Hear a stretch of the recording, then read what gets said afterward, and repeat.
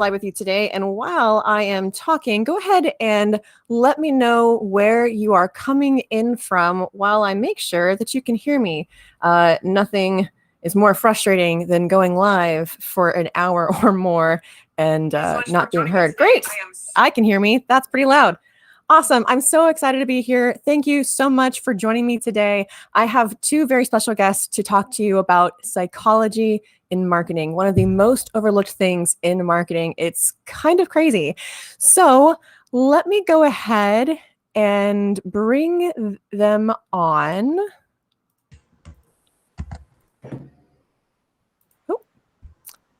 Oh, wait a minute. I got this. Working with Be Live. Hey now. Hey, thanks for joining us. So I am going to, first of all, can we hear you? I can hear Lauren. Trilce, can you hear me? I can hear you. Can you hear me? Wonderful. Yes, I can. Thank you so much for joining me today, ladies. Could you please go ahead and introduce yourselves? Let us know who you are, what company you represent, and a little bit about how you got on your journey today. Laura, want to go first while I reply to a client that's being super intense? Deal. You mean when my phone doesn't just randomly start playing sounds? Hi, I'm Lauren Petrullo. I am CEO and founder of Mongoose Media. I'm also owner of a few other brands. I work in the digital marketing space and started my first company 3 years ago and some change. I'm based in Orlando, Florida, and I started my company, just a little background, because I was fired as an executive at an ad agency and decided, well, I can do this myself. And so I did. Nice. Very nice. So, Trilce, are you ready to come back on? I see you. Awesome. Let me bring you back in. Hello. So go ahead and share a little bit about you.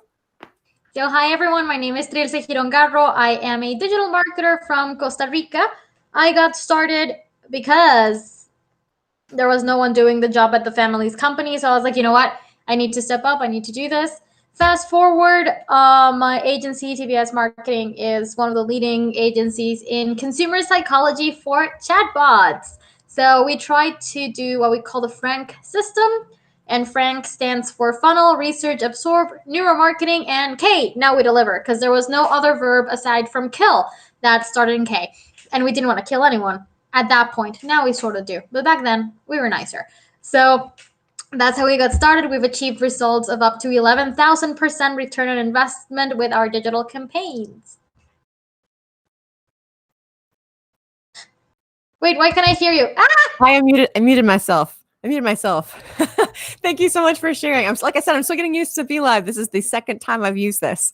So thank you so much. And for those watching, please do put your questions in the chat. We will bring them up when they show up, at least if you're here live. Otherwise, we're going to go ahead and get started with the first question of the day, which is simply, why digital marketing? Why did you choose to get into digital marketing? What was something that really made you go, oh, this is it. This is where I need to be? For me, at least, I'll jump on it. So I actually moved to Orlando, Florida after college because I was doing marketing for the Walt Disney Company. And the program that I was in was an in-house idea agency. And so we would create these like massive marketing campaigns.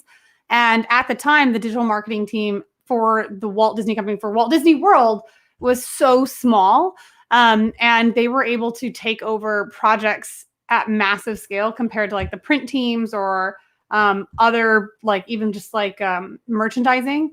And I could see the impact and the lift right away. We had done this one real-time magic week where we, for 7 full days, took over Instagram, social medias, accounts. We added on top of other people. We were engaging in real time. So we call it real-time magic. We had people in the parks that if they checked in and used a hashtag, we had this random real-time magic team deliver free candy or free like churros, things of that nature, to bring the engagement in the parks online and connected to the people that weren't there. We had like a waffle maker in the Netherlands. And so we had folks that weren't physically in Orlando, Florida, or California and Disneyland that were engaging with us and acting as if they were on the parks with us in a way that didn't even think was possible.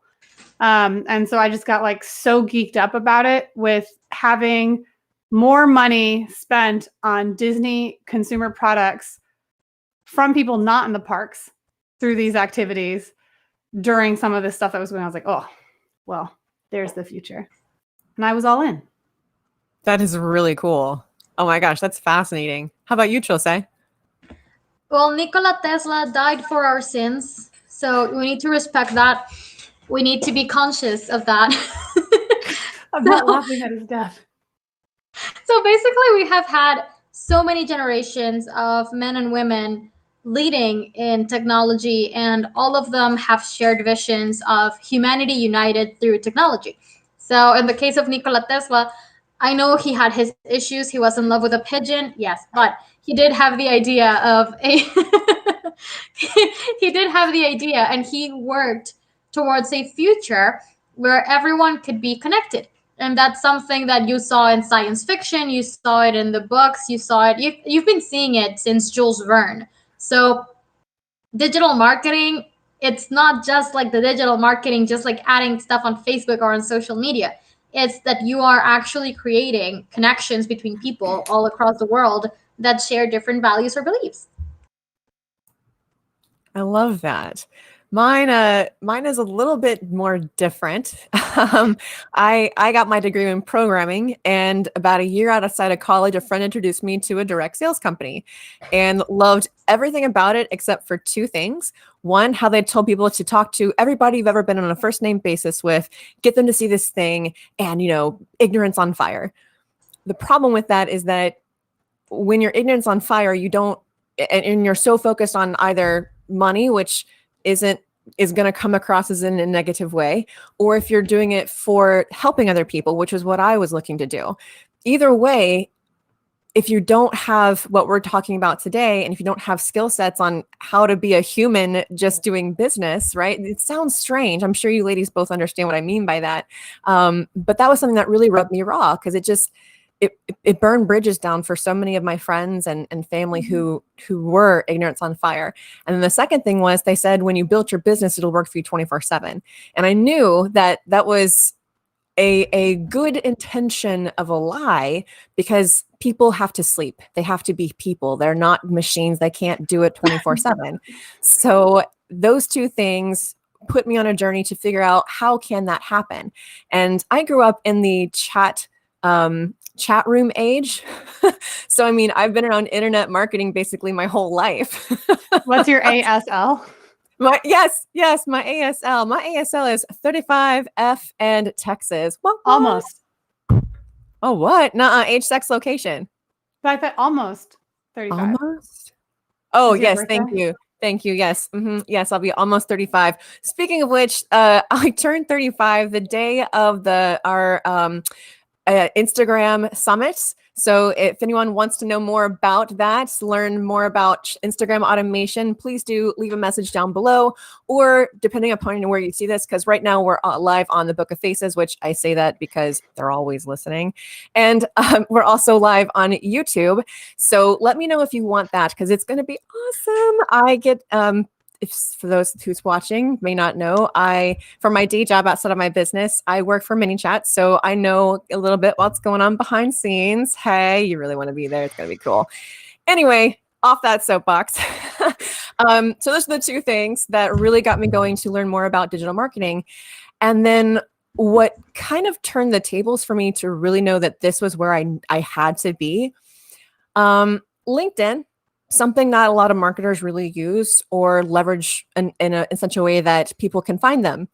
Well, with my career at the time being in technology, data science, programming, etc., I wrote it in that way for people to find me. And I had a recruiter of some sort found me and wanted to pay me $40,000 for a week of my time to teach Python.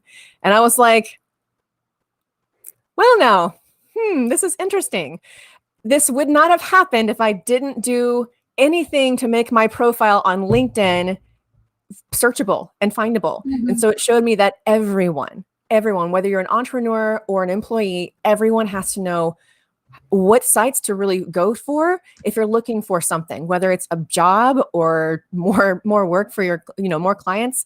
So that was it for me. I was like, this is it. This is where I've got to be, because people get overwhelmed by technology, and I love breaking things down into bite-sized pieces. And yes, bite with a Y, because I'm nerd like that. So that's me. Thank you so much for sharing, ladies. My next question is, what challenges did you overcome to get to where you are today? What are some of the turning points for you, and how did you succeed in that? Chelsea, you can go first this time if you want. So I called people fat in my first chatbot. That's like my go-to story. I called people fat.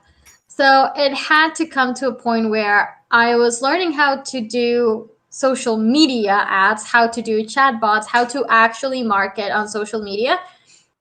And I think in my case specifically, I used to be the marketing manager for another family-owned company, and I was the one in charge of the marketing agencies that we hired. So I was heavily brainwashed by those marketing agencies to, oh, we got you 500 likes, and we got you this, and we got you that. And you're like, but how much did you sell for me? And they're like, we don't know, but 500 likes. So you have to start learning how to unbrainwash yourself from what the agencies consider wins that are not wins at all, and start to rewire your brain. If you work in a company, at least for me, it was the case that I had worked in the company since I was 12. So I only knew company lingo. So when I had to write my first chatbot and my first social media campaigns, I wrote them in company lingo, not in the way that the users were understanding it.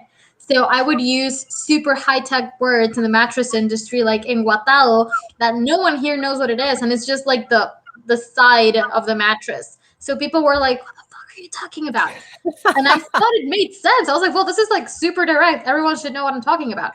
And I asked people, are you fat, to recommend a mattress? Because I'm an Aquarius. I have no filter. So it was an issue of trying to understand and evolve the way that you think. And those daily challenges of, okay, how are people going to ask this? How are they going to think about this concept? It starts getting you into the neuropsychology, marketing, etc. aspect of sales. And it's like an ongoing process. I always tell my students that marketing is not something you learn. It's something you have, something you do, something you have within you. Just like some people are good at math, I am not. Some people suck at marketing because some people will have ideas like, let's give away something every month that is going to pollute your audiences because they have no idea what they're doing. So it comes to a point where you have to figure out if you actually enjoy what you're doing, if you're naturally good at what you're doing, and unbrainwash yourself from all the things that other companies try to pitch you. Very nice. And I can relate. my challenges were like, so you were dropping a lot of things around like neuromarketing and like execution on platforms. I'm not saying I'm old. I'm just saying I'm not Chelsea's age.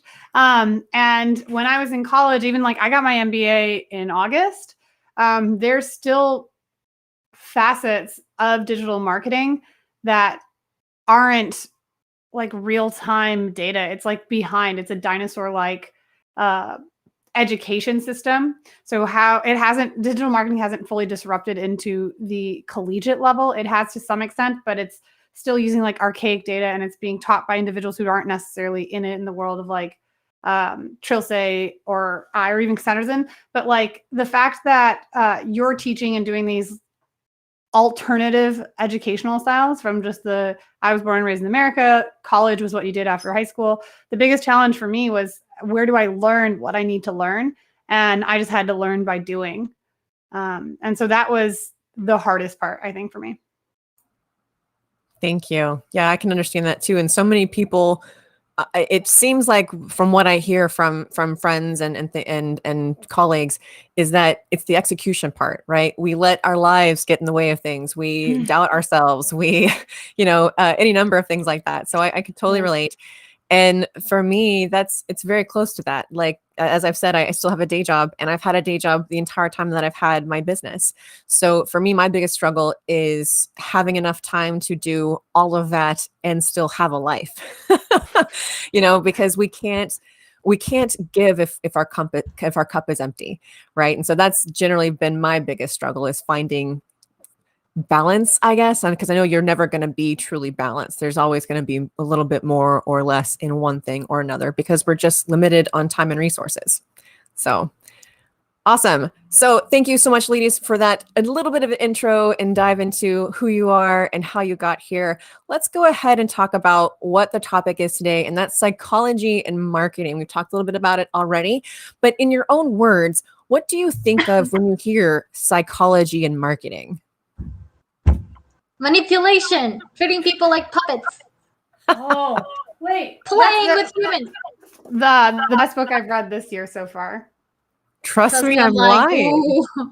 I've not heard of that one. Sounds It's a cool. great one that goes into just like how influential marketing can be. But I always think of sales psychology as well, because at the end of the day, marketing and sales go so hand in hand that if you don't have a basis of sales psychology, it's going to be hard to market what product you're selling. Mm-hmm. Yeah, I agree. How about you, Chose? Is that what it's manipulation and whatnot? That's what you think of? Yes, basically So yes, but it So does let's have talk to a do a little bit lot. about that. Huh? Let's talk a Yeah. little bit about that, because So my manipulation. background is in industrial design engineering. So industrial design engineering has a lot to do with optimizing processes, machinery, UX, UI, like everything that has to do with optimization and everything that has to do with ergonomics. So if you're going to design a chair, you have to consider that it has to be ergonomic, meaning that people that are 5'0 like myself can have a proper ergonomic structure, and people who are giants like Lauren can also have a proper ergonomic structure. So with that, chairs are developed that are tailored so they can be moved and they can be altered. One difference is doors. When you're building a house and you're building the doors on your house, you think about the 95 percentile. So you're going to build for the 95% tallest person, but not for the ones that are like 2 meters and 10 centimeters tall, because those are giants. So you need to My father. optimize your resources. Yeah. So you need to optimize your resources. And what they do in houses is that for the doors, each country has its all ergonomics chart that tells you the 95th percentile of tallest people are X height. So you know that your doors have to be a little bit taller than that. If one person comes along that is taller than the door, well, that's just one person out of millions. So when you start taking into consideration the teachings of industrial design engineering, optimizing processes, consumer psychology, color psychology even, tie that to ergonomics and how everything needs to be built ergonomically, thinking about the 5 and 95 percentile, then you can start tying around the products, tying around the culture of the company, who is going to be your target audience. And it does come to a point where marketing, in my opinion, marketing strategists, marketing managers, we need to become even like the psychological aids for the other admins, the owners, the CEOs, because they have no idea what's going on in the marketing world. So if whatever is happening, you are there and you know how to explain things, you can listen to their worries, to their woes, and give them support. So psychology and marketing is not just the manipulation of the consumers, but also the psychological aid that you provide to your clients. So one very quick example is when Costa Rica had to shut down because of the pandemic, one of my clients, we had a 2-hour call because she was having a very, very hard time rescinding the contracts for a lot of people, pausing the contracts for a lot of people. So as the marketing person, you can be that support and be like, no, we're going to do this and this and this and this. So as soon as it reopens, everyone can come back in. So you're listening to the person, you're providing solutions, you are telling them what the strategies are going to be. So you have to be an aid on every front. So question then. So when for a long time, I have felt that the word manipulation has a negative connotation. I don't know if you know him, but Brian Finale of MLSP fame, My League System Pro. No, nobody. Oh, like Major League Soccer? So Brian has started co-started MLSP, and he's a copywriting guy, or I mean he's lots of things, but he's really good at copywriting. And one of the things that he teaches in his copywriting course is manipulation doesn't have to be negative. It doesn't have to be that you are trying to get them to pay you this money. I mean, technically yes, but it's not that you're trying to do it in a negative way. People like Hitler, right? He was very persuasive. He had such a way with words and tapping into the human needs and human emotions that he was able to manipulate them to do his bidding. But not everybody is negatively using manipulation in such a way. And so that's why I was curious, you use the word manipulation, but I was curious about your take on people's feelings of that negative or positive side. I always tell my students that you need to take emotions. You have to either take sadness or anger and turn it into an action. So, for example, with the mattress store, with the Dream Workshop, we photoshopped a mattress on the side of the street to have a face, like a cartoon face, and he's crying because he was abandoned on the side of the street. We release a new picture of a roadside mattress crying every month.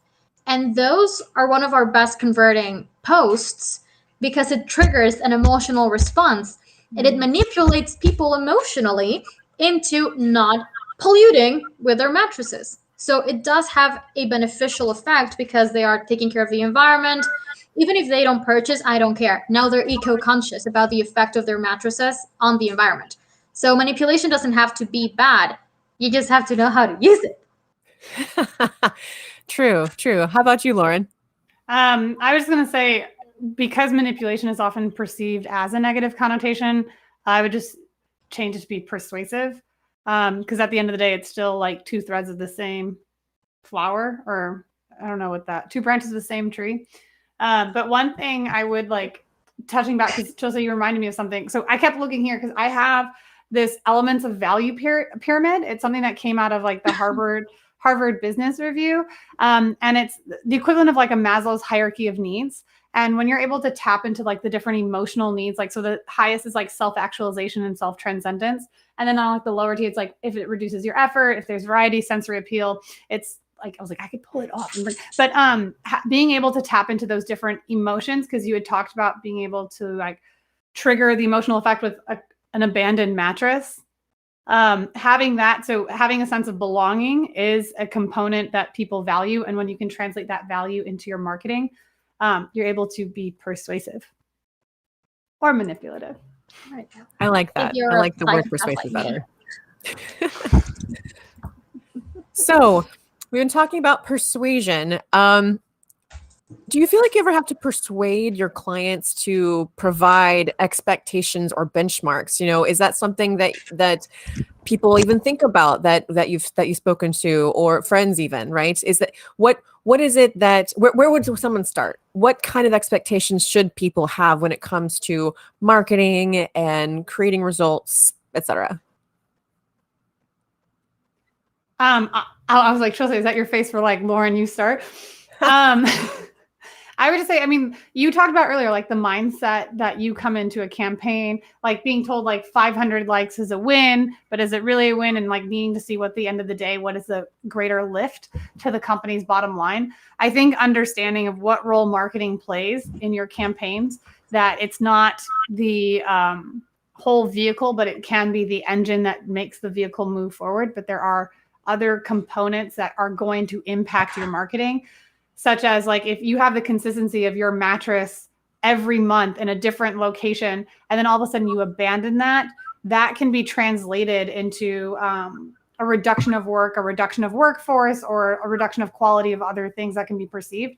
And so the hardest part for me is when a client will come on, or the hardest part when I tell my friends mitigating these like expectations, is that you need to understand, what is your primary goal? Is your primary goal to be return? Is there a primary goal of like brand awareness? Understanding what you're hoping to achieve out of the campaign, and then also putting them against like industry standards for what is a fair expectation. If you told me, Chelsea, right now, I need to sell $10,000 worth of mattresses and here's $2 budget, like that's unrealistic based off of how much I've managed before. And I can say, this is what's more aligned, and I know what industry benchmarks are, and we can find what's a fair KPI to be hold ourselves accountable to. But often I find that there's a lot of unrealistic expectations around the marketing campaigns, but then there's not those same expectations around other pieces that touch the campaigns. What is the customer service like as soon as they find a lead? What is a phone call? How does that engagement like? Do you acknowledge the person by their first name, or do you pronounce their name wrong? Things of that nature is something that I think is often ignored or abstained from the conversations of setting those expectations and benchmarks early on. I agree. Jose, got something to share from your perspective? Yeah. So a month ago, a little bit less, a huge university here, they booked a discovery call, and they were amazing. Oh my goodness. All the women in the team, on the team, were amazing. They were so tech savvy. And along comes a man.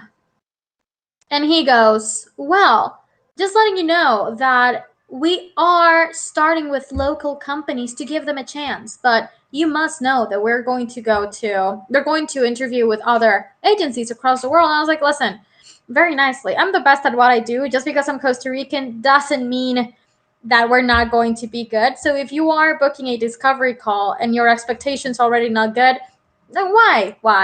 So and then he goes, let's make a deal. If we do not achieve the percentage of sales that you have shown us in your case studies, then you give us a discount on the monthly fee.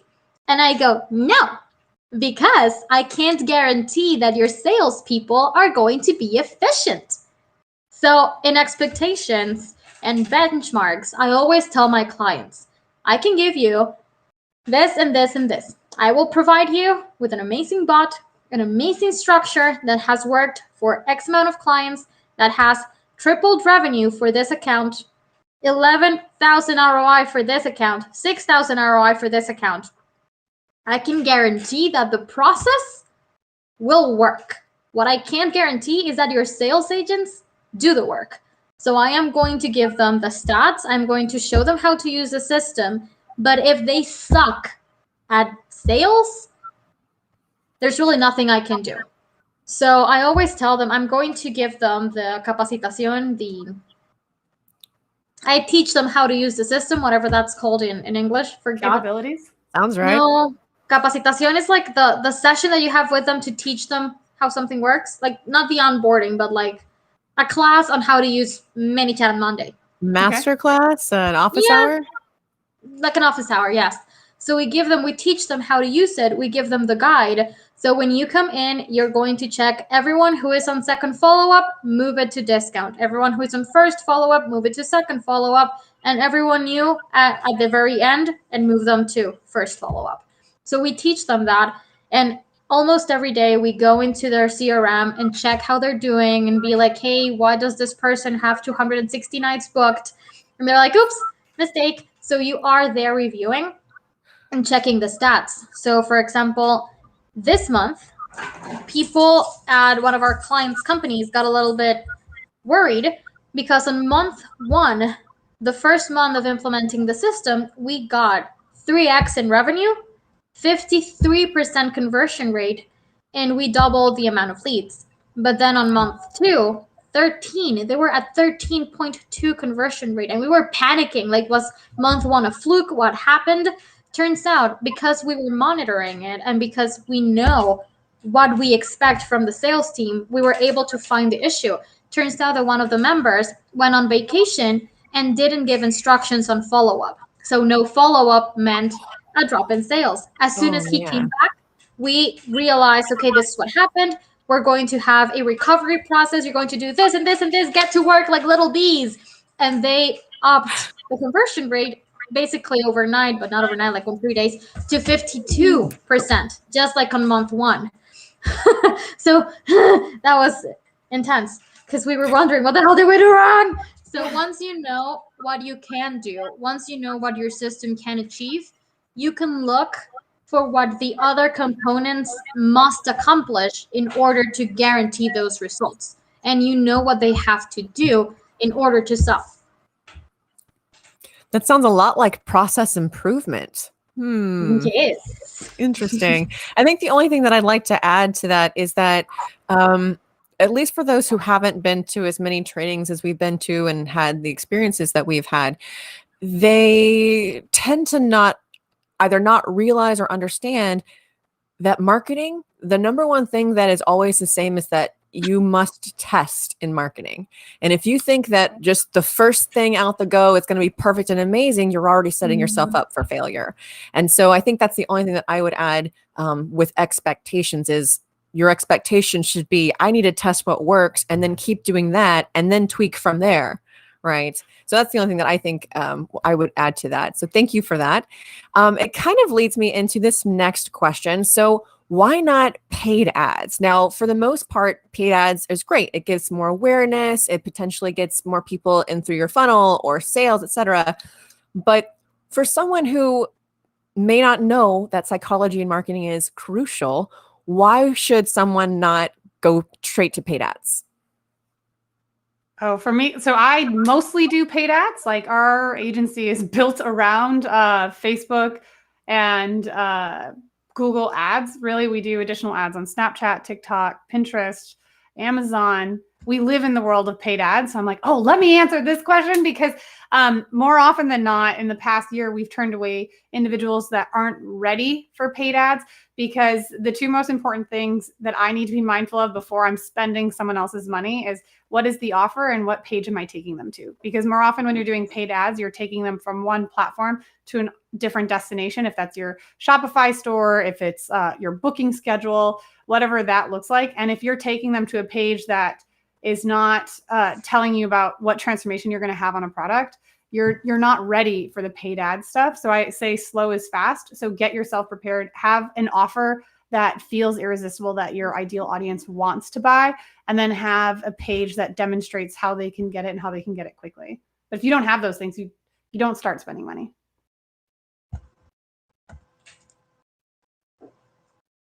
Jose's like, yeah, you could spend a lot of money and then it just for nothing. You just get 500 likes. No, like the way that we see it is that and the way that we do the presentation and the pitch to clients is that ads are a companion.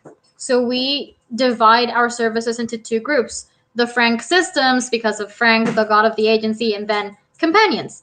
So in companions, we have graphic design, website, chatbot, and ads. Because the way that I explain it to my clients, if you do not have a sales system that is efficient, if you do not have a process that is going to guide people through a funnel and send them to a useful customer support and sales department, if you do not have a CRM to track every single user who is on which stage of the sales funnel, then the rest is just going to be dropping your money. Because we can make a beautiful graphic, we can make it have tons of comments, tons of messages, tons of likes, that if you make that a paid ad and you generate, let's say, 2,000 comments, 5,000 messages, and 1,000 clicks, how did you take care of all those users?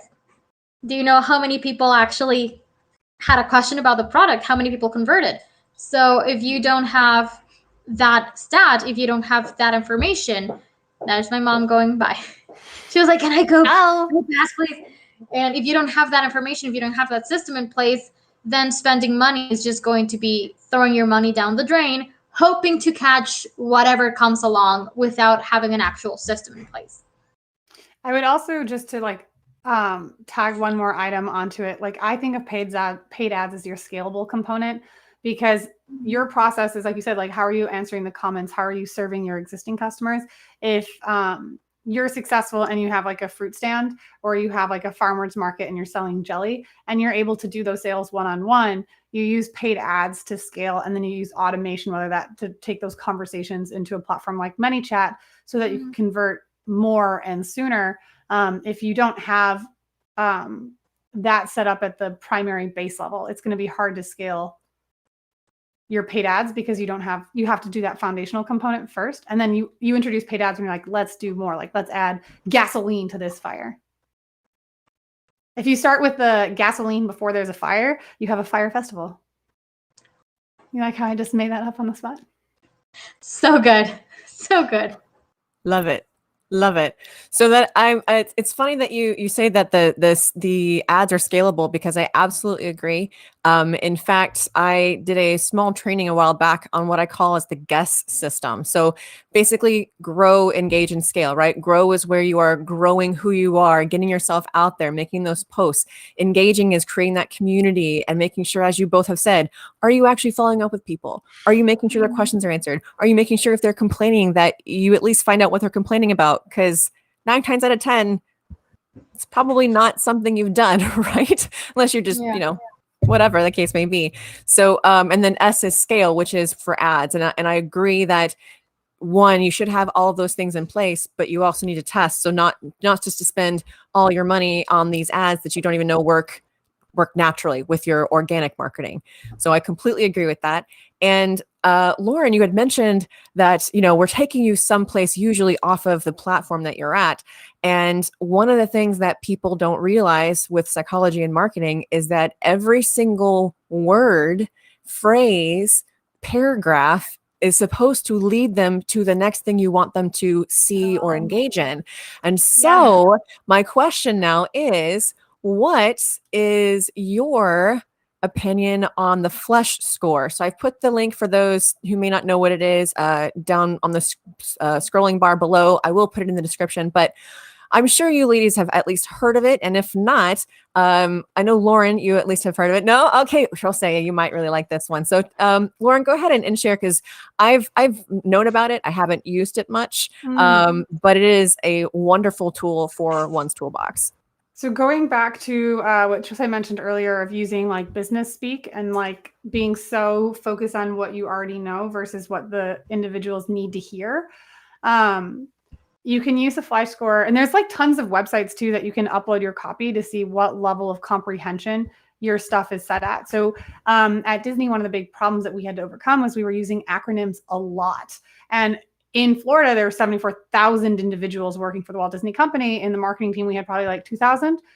So if you're carrying things across business unit and you're saying BU, but you've never introduced what BU means, you're failing at delivering what you're trying to communicate. So using the Fly Score just in general with marketing is just making sure that your content's at a level that's not intimidating or degrading to the individual that's your end user. A lot of times I've seen, so I've done a lot of marketing for higher education. So I've worked with some of the most known universities in the United States, generating leads for their graduate school programs. The campaigns that failed every single time were the campaigns that were using sophisticated white paper level vernacular. And I'm using the word vernacular specifically because people don't use that in everyday languages. But the words that were in our marketing campaigns would progress the individual to say, this is too much for me. And they were self-opting out. So if you can't carry a conversation at a level where the person reading your content feels comfortable, that they understand it and they can grasp it, all you're doing is just saying a lot of fancy words to sound cool, but you're not actually selling things at the end of the day. And that psychological component can be really damaging for your brand.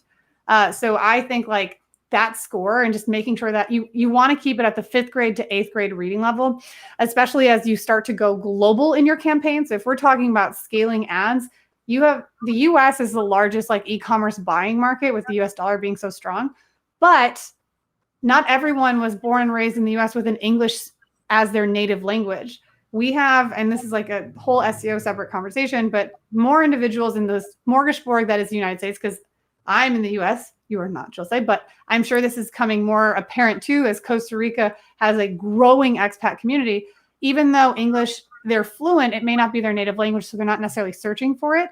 So this individual can have a PhD but speak 7 languages, and you want to still meet them at a level they're most comfortable at. And if you do it using more complex terms, it can feel like derogatory to an extent. I absolutely agree. Chelsea, have you heard of other tools like this? Flesh? Is it Flesh or Fleisch? Oh, I say Fleisch. I think it's FLEICASCH. Oh, There's 2 ways to spell things always. Walt Disney said that a lot. And I know I keep quoting him, but like that was like my entire childhood. So have you heard of a tool like this before, Chelsea? No, I hadn't, because basically everything is not available in Spanish. So there are a lot of tools like the copywriting tools. Oh, that's so cool. When I go in to try it, it's like, fuck you. I think You're it was Latino, created we're in not like the 60s. Like, so the Fleischmann score is like you see like what comprehension is and it can tell you how intricate your language is. I don't know if there's a Spanish one. If there isn't, anyone that's watching this and can create one, like you just made a lot of money. Yeah. Because it's used not just in marketing. I learned it not because of marketing. I learned it because of teachers that were using it and changing their curriculum to when they're teaching their courses to make sure that, again, the content is digestible or in bites as you're doing it. But something that does come to mind with that, when you were talking about people being able to comprehend it at every level, it's basically like a tangent of what I say, that your copy needs to have entry points for every different generation. Because when you have people of different age groups, you should prepare for different age groups to see your ads. So if you only have a click here to go to Messenger, people that are 65 plus are going to panic. If you tell them call me, Gen Z is going to panic. So even millennials, like people tell me call me and I'm like please don't pick up. Please don't pick up. So Voice message me if you have to. uh-huh. So you need to think about the different types of generations you're going to be targeting and how they react to different forms of communication, what comes more natural to their generational psychology. So in a copy, if you put a phone number, a link to WhatsApp in the case of Latin America, a link, a ref URL to Messenger, and I don't know, latitude and longitude for the carrier pigeon if you want, but just like add different methods of communication so that every single generation feels included. You meet them where they are. Don't expect them to Exactly. meet them where you are, because where you want them to meet you is at the transaction, not at the conversation starter. Exactly. And Absolutely. everyone has different methods of communication and different methods that they feel most comfortable at. Absolutely. One's comfort zone.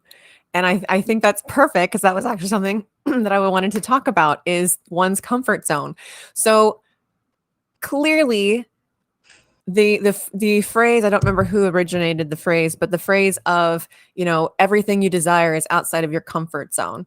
So there's two pieces of that, right? There's your own comfort zone where if you are looking to grow, if you're looking to be better at something, you have to push or even step outside of your comfort zone. Maybe you're doing something completely brand new, or not, or the other side is the other person's comfort zone. Just like you were saying, you have to step into their mindset and what they are comfortable with. So what are your thoughts on the comfort zone for you as the marketer and for your clients? Oof. Believe it or not, I am anxious as hell. I'm not a social it's an oxymoron. I'm a very social person with Could the you hear my correct eyes roll? people. Huh? Yeah. Could you hear I'm very social with the correct people, but I hate humans. So when I don't want to, I'm not. So if you tell me, can you please call the dentist, I'll panic. But if you tell me go and jump on a table with Lauren and dance, I'll be okay with that because it really depends on the people. Same with you, Cass. Like it's very people dependent. So you need to start getting yourself out of your comfort zone, your social comfort zone, to engage with different types of people, see how they listen to things, see how they read things. And when you start engaging with humanity, then you start seeing how you have to communicate things at a neutral point. And neutrality is going to be very diverse depending on the product, depending on the culture, because there's not such thing as a global neutrality. So I found that the other day when I was trying to do an ad for a blog for the mattress store that said, ¿Qué carajos es something? And carajos, in Costa Rica, we just use it as a what the frig. Like, it's not a bad word. It's not what the fuck, It's not like what the shit, no. But in Mexico, it is. In Mexico and Spain, they do use it as a bad word. Oh, wow. So what for us is neutral communication of I don't understand this, in other countries is going to be very, very impolite. So you need to start taking into consideration that if you are not willing and able in marketing to learn from other cultures, learn from the beauty of diversity, then you might be in the wrong place, because marketing needs to be diverse, needs to be inclusive. And if you're not willing to do that, well, then I'm glad. I hope you don't procreate. I don't know if I would go that far as like Ouch. who should and should not give birth to babies. But along that thread, as like PII becomes more relevant, so hiding private information, personal information, as we continue to go for a net neutrality and privacy clause. I don't know if anyone's read Mark Zuckerberg's privacy manifesto or things of that nature, as we try to become not just data that's being sold, but in that kind of set, if you can think of your customers as people that are paying, it doesn't necessarily matter what they look like. It matters what cash they have or what transact. I mean, that sounds really bad, and I, mean it in a nice way, but like at the end of the day, if it's a paying customer and they want to support your product and support your good, it may introduce you to conversations that you may not necessarily have thought about having, or with the beauty of digital marketing, you get to cross landscapes that you may not have considered. Like selling to individuals in San Francisco, which is the opposite side of the country where I'm in Orlando, Florida. If this was again, the farmer's market situation, it's unlikely that I'm having conversations with those individuals in Oakland or those like Silicon Valley individuals outside of San Francisco. So going to that comfort zone, echoing everything that you were saying, Jose, one thing I would just be mindful of is actually also defining your comfort zone, that I don't think a lot of people talk about. No, in the they US, don't. Black Lives Matter has been a conversation that's continued through an election and beyond. Right now, it's Asian Pacific American Month in the United States. It's May. So the conversation has extended to another minority group. And if you choose to participate or not participate in the conversations, that's totally up to your company. But you do want to identify and understand where you will participate and where you won't participate. And if you are going to participate, how you're going to participate, because through digital marketing and through, the inclusiveness of additional generations, there's going to be a demand of your participation to an extent. So yes, you'll push yourselves outside the comfort zone, but also you need to define yourself of what your comfort zone is. And the more you can define that, like, yes, we are participating and donating to Asian American support systems. Like in Orlando, we have a community that's anyone that feels uncomfortable walking by themselves, they can get like an escort, but like, I don't know, a walking buddy kind of situation when there was a lot of violence towards Asian Americans specifically. So if you can see where you're comfortable in engaging those conversations, you can become more than a company and start to become a brand. Yeah, and it's a matter of what values you wish to represent. Because, for example, in the old mattress company, there was a family guideline that stated that the company could not be partisan to religion, soccer games or soccer teams, political parties, Football. sexual orientation. Yeah, football always. Sexual orientation and something else. And when my dad and I left and decided to open up the new, and we were like, you know what? That has been a policy that we can understand where it came from. It was a matter of protecting the brand because it had a lot of very, very old consumers. But with a new company, you can represent your own values. So the company is openly inclusive. Even our bathrooms are non-gendered. And when you start having those conversations, when you want to have those conversations with your company, it's what Lauren says, it becomes a brand. And it's come to a point where we are actually the only mattress store in, I don't want to say the world, because not the world, but like in the majority of it, and I can say that in Central America, that is openly inclusive towards the LGBTQ community. So having those conversations on social media and not advertising it, but just being very organically open about it, has gotten us to the point where couples, same-sex couples, come into the store and they're like, oh, everyone told us that here we could come because you'd be respectful, because we wouldn't feel uncomfortable. And when you have that openness, and when you leave the comfort zone, in that case, from what the family guidelines used to be towards running a company, and stepping out of that box for what you feel is right and what you feel is inclusive, you start to meet so many people that are grateful that you're doing what you're doing. And that's just absurdly beautiful. I love that. I love that. Thank you both so much for sharing that. Um, and Lauren, you had mentioned something along the lines of knowing, just establishing your own comfort zone boundaries, as it were, which leads me to my next question about planning versus execution. So as I said before, actually, I don't know if we said it on the live or prior to this, but oh no, Chelsea. Uh-oh. Uh-oh. I'm gonna. Well, she was I- planning on leaving and she executed that departure. No, I'm Oh kidding. man. Oh man. All right. Well, I'm gonna remove that source forwarding so she can get back in and send her a message. That's all right. That's okay. Technology, right? That happens. Hey, it's okay. You know, like with everything that's been accelerated through the COVID era and having more Zoom calls and live calls and connecting with individuals around, it's like this comfort zone too has to happen, because how many introvert business owners were not able to engage in conversations when their store was closed?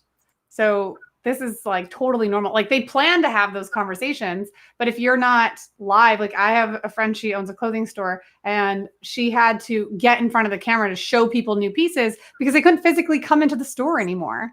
So she had to plan a new way of executing like her sales information. Yeah. So That's another thing about marketing and just in general. You have to be flexible. Things just don't work right. Like the iOS changes, or like last night when dark mode just randomly disappeared for like almost a day, and people were like, "Oh, what happened to my dark mode?" Because I'm so glad they brought it back. It just magically appeared dark again. Made me so happy. But so, as I was saying before, you were so rudely dropped. I don't know what happened, Trose. Oh, we can't hear you now. Oh no. So at like least the you can Michael hear Jordan us, song right? when You she's can. concentrating. Hear me now. Yes, we can hear you now. All right, great. So, as I was saying before, you were so rudely dropped. I don't know if I was saying this part about my prior experience, but I worked for Cisco for about 7 years, and during that time, I was a Python trainer, instructor, and several other hats, and blah blah blah.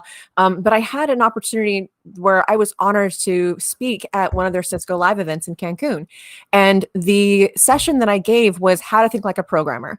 Now, obviously, it was how to think like me as a programmer, but it went through things like you have to know your requirements first before anything else.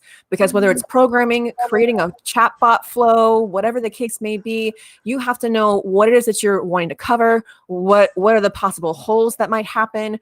You know, you have to plan that out. And when it comes to programming, if you don't do that, you can waste so much time just trying to fix bugs that pop up because you didn't expect them to be there, because you didn't plan on adding this thing here, and it all trickles down to the bottom. So I told planning is so essential, and obviously execution is as well. But what do you think of when you hear planning versus execution, and what might stop someone from executing? Fear. So the thing is that the world has many variables. You never know what's going to happen. And humans are an interesting species, says she as if she was not part of it. I am human. I promise you, I am not from any other planet. I'm not here to investigate your kind. So the thing is that you never know what's going to happen, especially in terms of marketing. You have so many human components that go hand in hand, because it's not just about what you're going to be putting on the ad. It's what happens if the first person to comment had a horrible experience with a company in the past, and that's going to screw up the entire campaign, because what the people are going to see for the first few hours before you hide it is going to be that horrible comment. What is going to happen if you get attacked by the meme trolls? What is going to happen if the sales agents went on vacation for a week? So you can plan how something needs to be sent out, how something is going to occur in terms of what you can handle, what you can manipulate, what you can actually take care of. But the execution of all those components is going to be shifted 99% of the times, because you do not know what is going to happen. So to give you an example, we were planning on running a few ads in the TBS way for a client And when they gave us access, everything was planned, the lookalikes, the ads, the graphics, the copy. We go into the ads manager, and there's a European in the business manager. So we can't do anything anymore. So now it comes to a moment where we have to change business manager, ads manager, get authorization from admin to do this because of that European. So everything that was being planned cannot be executed now. So it's being paused, halted until the whole thing is resolved. And the same thing happens if you're selling a beach package, and guess what? The tail of a hurricane is just hitting you, so now no one's going to purchase.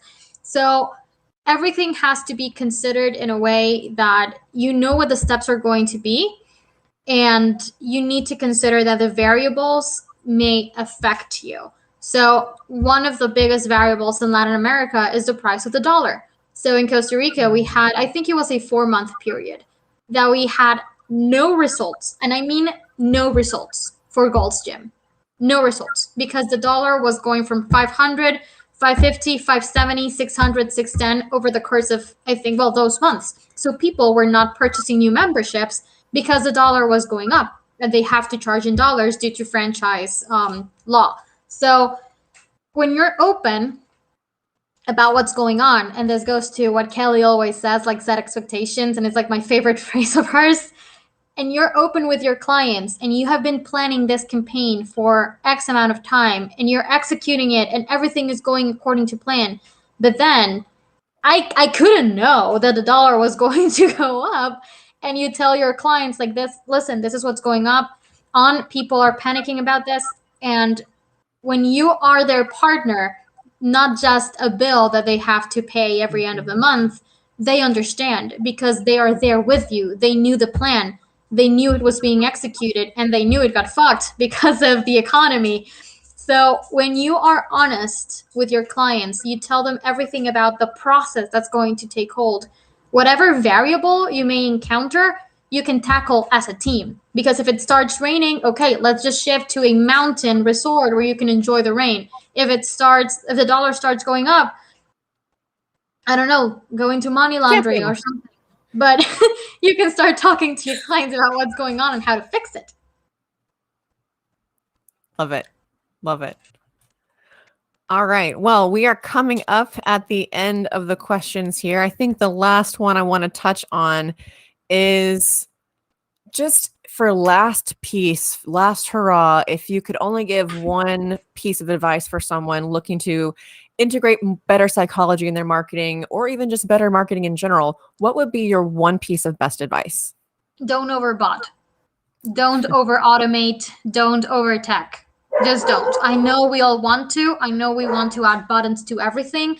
But just to give you like a quick example of why not to do this, if you're a restaurant in Latin America and you're trying to make people book a reservation on the chatbot, they're not going to do it because we hate Messenger here. We don't like it. It's just like a cultural thing. People do not chat on Messenger. They ask for information, but if they want to book, they either call or go to WhatsApp. So instead of building a huge flow for them to book, once the word reservation comes up, sure, click here to go to WhatsApp or click here to call the restaurant. And everyone clicks those buttons. Do not over automate. Love it. Love it. How about you, Lauren? So something that I like doing as like an energizer when we're working on bigger campaigns is explaining this as you would to an alien or to a 5-year-old. Because form without function is useless. Like if people aren't going to adopt or use something that's easy, then you've spent all this time building whatever automation, whatever campaign. So if it's so digestible that even a 5-year-old or an alien can get it, then you're going to find success. I absolutely. Alien? Am I the alien?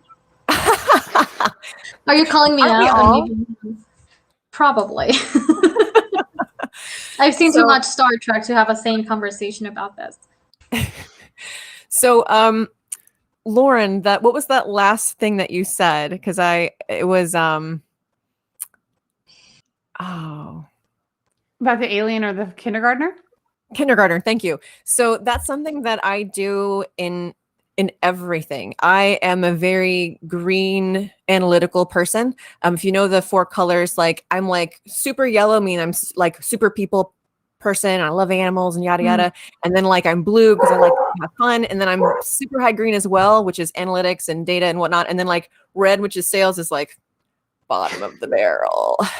And so when you said that, it made me think of the fact that all of that, all of how you interact with people, how you speak with people, how you provide trainings, I have found that no matter where I go, absolutely everyone seems to hate documentation. They hate writing it, but love having it when it's like exactly what they need, with pictures, maybe even a video, maybe a link to some other documentation to share, whatever.